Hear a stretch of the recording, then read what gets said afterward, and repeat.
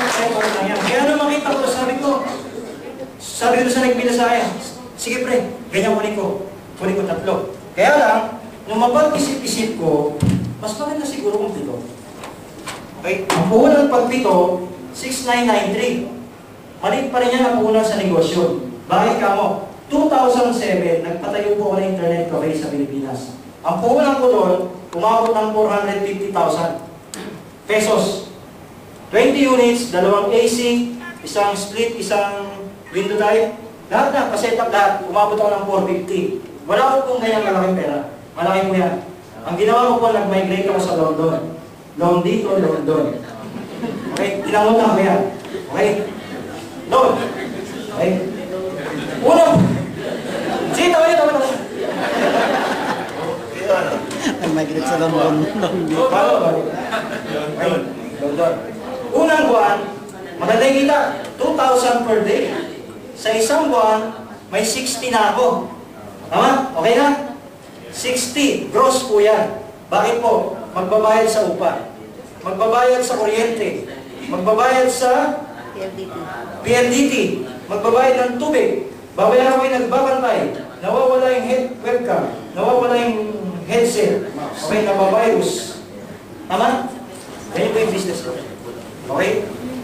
Yung return of investment na sinasabi, matagal. Nabawi ko naman. Kaya lang, ito yung sa amin. Sa busy mo, sa ulag natin. Okay? Ito yung sa amin. May basketballan dito. Andito po yung shop ko. Kumikita. Saan po ito? Tumatingin lang ako. Ito yung shop ko. Ito yung shop ko. Kumikita. Ilang buwan lang, nakita ng kapitbahay, kumikita. May pera din. Abroad din pala yung asawa. Nagpatayo ng internet cafe din dito. Kamukha ng shop ko. Kahit nagalit yung anak ko, iba yung shop natin. Okay? May nagtayo na rin dito. May nagtayo dito. Sa basketballan 2. Okay? Yung market lumiliit. Yung mga dati kong customer na nakakarating dito, wala na. Dati, 2,000 per day. Pag uwi ko po, magsi-700 na lang. Tuwan-tuwa na kami yan. Tama? Gusto nyo ba yung ganitong business? Tama? Gusto nyo ba? 450. Tama? Okay, so ito pong business ko. Okay? Kaya nung makita ko, sabi ko, pwede ito. Tingnan nyo ha, 7. 7 yung kinuha ko. Ang tawag ko dito, intelligent risk. Win-win situation, walang loss. Tingnan nyo, wala pa kayong nilalagay, account mo pa lang yan. Tingnan mo, ito na babalik sa'yo. Direct referral bonus, sa 7 account, 6,993 ang babalik sa'yo, 240. Matching bonus, may 600 ka na dyan. May produkto ka. Yung produkto mo, nasa 5,880 po yun. Pag nabenta mo yung produkto, ibenta mo ha. Mamamay, lagay mo sa ilalim ng kama mo, hindi mo babawian. Benta mo. Pag nabenta mo, ang babalik sa'yo dyan, 6,720 na po. Almost bawi ka na. Kung may pera kayo sa bangko, pwede nyo i-invest dito. Pag nabenta mo yung produkto, kasama may komisyon, ibalik mo na ulit yung pera mo sa bangko. May negosyo ka nang pinapatakbo.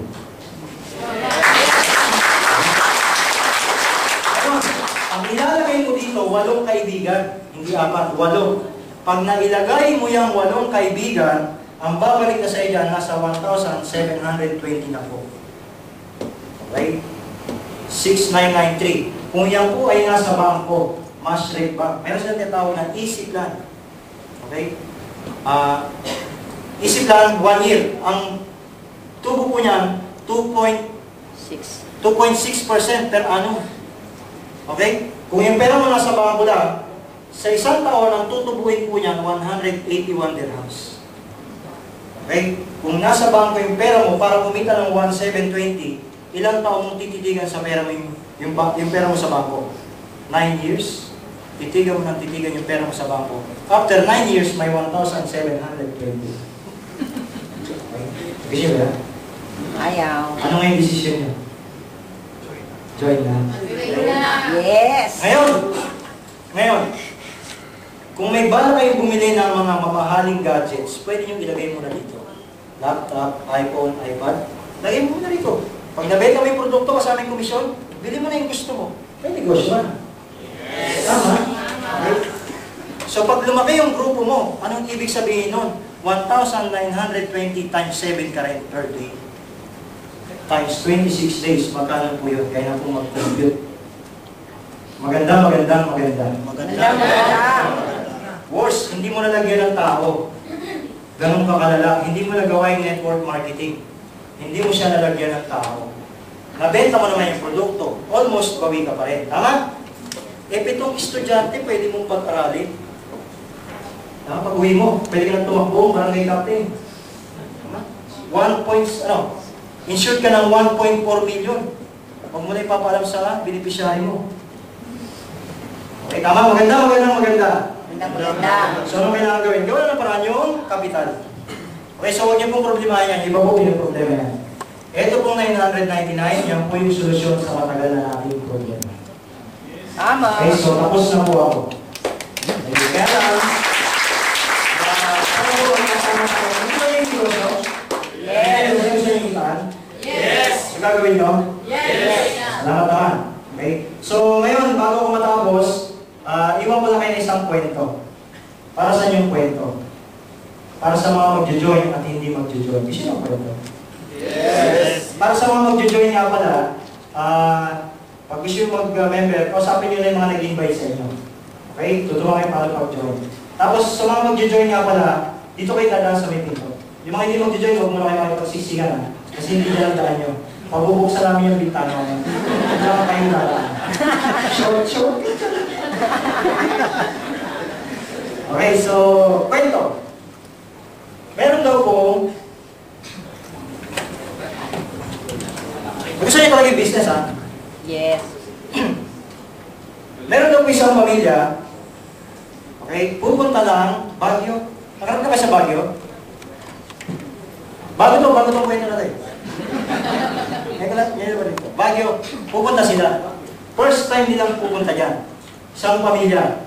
Si mami, si daddy, si ate, at si kuya. Okay? Bumiyahe, sasakyan. Okay? Bumiyahe. Gabi bumiyahe. Apat. Kinakagalan, yung sasakyan nila, nandoon sa bangin. Okay? Total wreck. Kalunos-lunos yung nangyari sa pamilya. Wala pong nabuhan. True to life to. Nahulog. Dumating yung mga investigador. Gusto na malaman kung bakit nahulog. So, inangat. Total wreck. Pagdating sa taas, wala silang makuhang lead kung ba't nahulog. Sabi ng investigador, wala na to. Unsolved case na to. Kasi hindi na alam kung paano nahulog. Kaya lang, pagka ito sa sakyan, meron palang buhay dun sa loob. May nakitang buhay. Meron pa sila pala silang kasamang pet. Unggoy. Okay? Unggoy. Kinausap. Unggoy, nakakaintindi. Sabi ito na, kausapin natin. Sabi nga, unggoy! Ay, hindi pala ikaw sabi.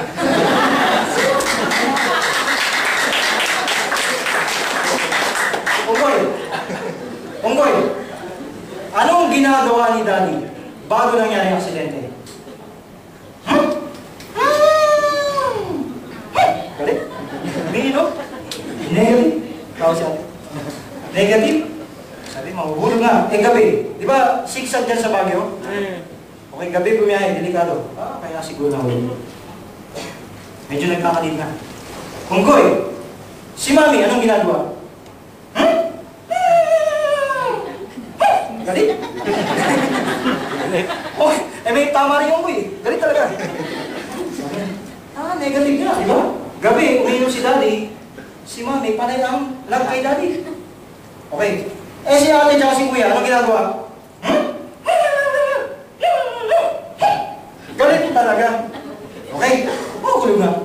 Gabi, di ba? Okay. Sabi niya, alam natin kung ba't nahulog. Magulo para sa loob ng sakyan. Kaya lang, naalala nung investigador, yung unggoy. Sabi, unggoy, ikaw, anong ginagawa mo? Bago nangyari ang aksidente?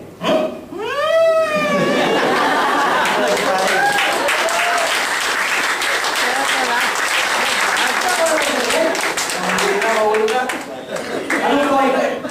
Anong point? Okay, eto yan, hindi ka yan. Eto pong Baguio, yan po yung mga pangarap natin sa buhay. Tama? Yan po yung pangarap natin sa buhay. Yung AIM Global, yan po yung sasakyan na gagamitin natin. Marami na pong nakarating dyan. Yung iba nagpabalik-balik na eh. Kaya-kaya tayong dalhin dyan sa pangarap na yan. Eh, natundaan. Yan po yung mga pangil. Yan po yung mga hirap ng buhay na pwede natin kahulugan along the way. Tama? Sino po yung mga pasahero? Tayo po yun. Tayo po yun. Kaya-kaya tayo dito. Sino yung buhay? Sino yung buhay? Hindi kami. Hindi kami. Sino yung buhay? Okay, ganito yan. Yung driver. Pag uwi mo mamaya, positive na positive ka. Pag uwi mo, payaman talaga. 999 lang, yayaman na ako. Ano sabihin mo kasama mo? Pare, gutom lang yan. Kumain ka. Sila yung Hindi, pre, galing mo nagsalita. Kakikita ko na 1,920. Pare, huwag ka nagpapanigula dyan. Okay? Papunta ka lang, pabalik na ako. Ano mangyari sa'yo? Negative. Ano nangyari sa'yo? Positive na positive ka. Tandaan nyo to ha, yung dalawang pag-uusap, dalawang oras na yun, Dalawa. dalawang oras lang. Hindi po namin kayo pwedeng pag-uwi. Ang dalawang oras lang. Yung 30 years old nyo, hindi po namin kayo pwedeng pag-uwi nyo. Dalawang oras, hindi po. Ang gagawin nyo, babalik kayo dito. Bukas pwede bang yung mga nag-invite sa inyo, tawagan nyo? Pwede ba? Huwag nyo na tayong tumawag, sabihin nyo na, friend, tulungan na ako. Gusto kong gawin yung global. Turuan mo naman ako paano gagawin. Pwede ba yun? Yes. Hindi na tayo tumawag sa inyo. Kahit wala kang puhunan, basta paturuan ka kayo. Okay? So, yung mga taong yun, ini-negative ka ng mga yun. So, anong gagawin mo? Yung mga unggoy na yun, mga kaibigan mo na yun. Kung kaibigan mo man yan, palit ka muna ng kaibigan mo. Okay? Kung asawa mo yan,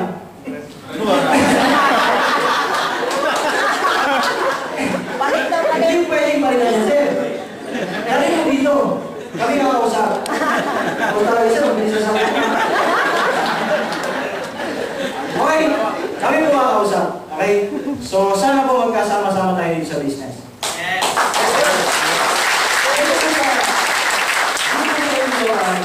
Meron po rin itong mabagal yumaman. Merong mabilis yumaman. Merong mabilis na mabilis yumaman. Pero isa lang ang sigurado. Pag nasa global ka, payaman ka.